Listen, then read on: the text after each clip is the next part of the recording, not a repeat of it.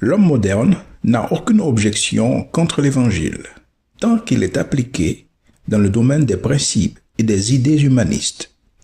Mais quand elle est présentée comme la volonté d'un Dieu juge qui exige la vérité, la droiture et la justice, il s'y oppose et le rejette.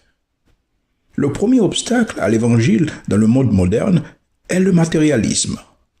Ce qui est surprenant, c'est que de nombreuses institutions, telles les journaux, la télévision, la radio, les politiciens, voire des églises, en font la promotion, donnant l'impression que la vraie vie, c'est l'argent et les possessions. L'une des caractéristiques des femmes et des hommes modernes est la superficialité. Il leur manque de solidité dans leur raisonnement. Le sens de leur vie se résume seulement au nombre de choses qu'ils possèdent et à l'argent.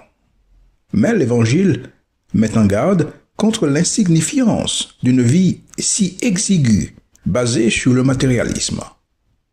Dans ce contexte, Jésus a dit « Que sert-il à un homme de gagner tout le monde s'il perd son âme? Ou que donnera un homme en échange de son âme ?» Un bon exemple de cela dans la Bible se trouve dans Luc chapitre 12. Le Seigneur Jésus, pour ainsi dire, s'est arrêté pour prendre son souffle. Pendant ce temps, un homme s'est introduit brusquement en disant « Maître, dis à mon frère de partager avec moi notre héritage. » Mais Jésus lui a dit « Qui m'a établi pour être juge ou pour faire vos partages ?» Alors Jésus a dit à la foule « Gardez-vous avec soin de toute avarice, car la vie d'un homme ne dépend pas de l'abondance des biens qu'il possède. » Pourquoi le Seigneur Jésus lui a-t-il parlé de la sorte?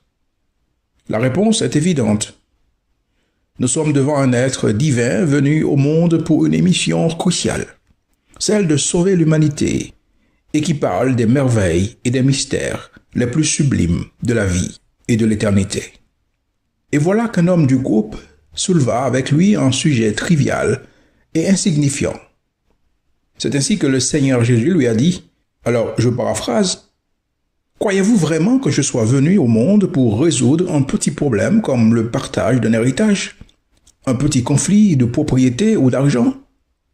Hey, allez, pensez-vous que j'ai laissé mon trône pour ces déchets? » Aujourd'hui, nous considérons le somme d'argent et les biens comme des symboles de statut. C'est ce qui est censé magnifier une personne. Waouh!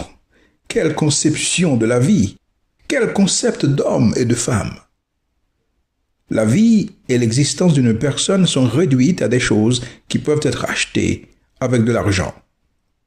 Les valeurs chrétiennes sont plus réconfortantes que cette conception de la vie, qui fait de nous des créatures insignifiantes. On nous estime et on nous juge en fonction des biens et des choses que nous possédons.